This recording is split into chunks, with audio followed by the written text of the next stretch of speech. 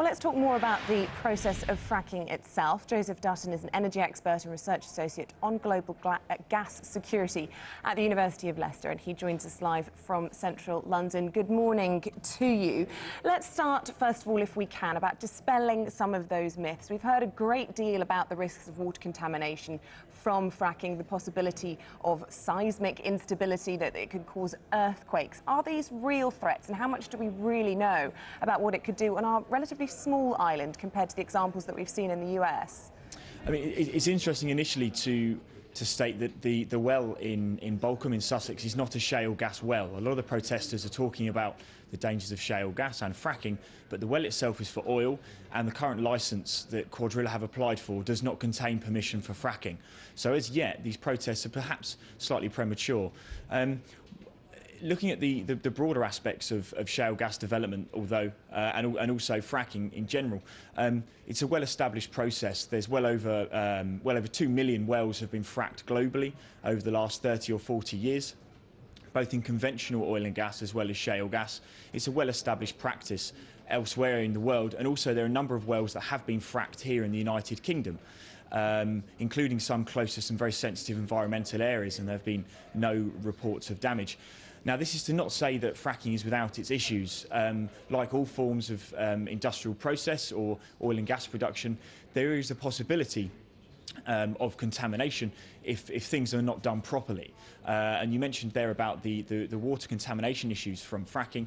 There have been a number of studies that have said that close to shale gas wells in the United States and Canada, there have been reports of contamination and increased amounts of chemicals in the water nearby.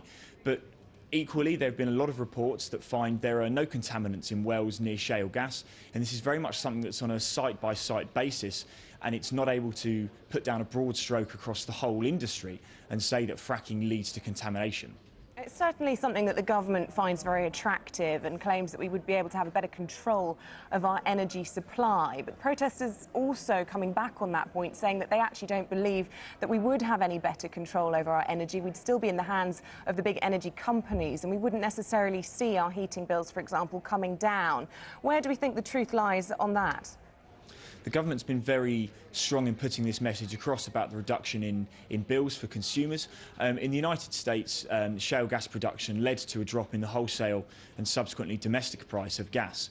There are a unique set of circumstances in the US. There's a huge amount of almost overproduction of gas at a time of reduced demand, and America has had at the time very small means for exporting the excess gas. So this led to the drop in the price of the domestic gas in the US. The UK has a very different situation.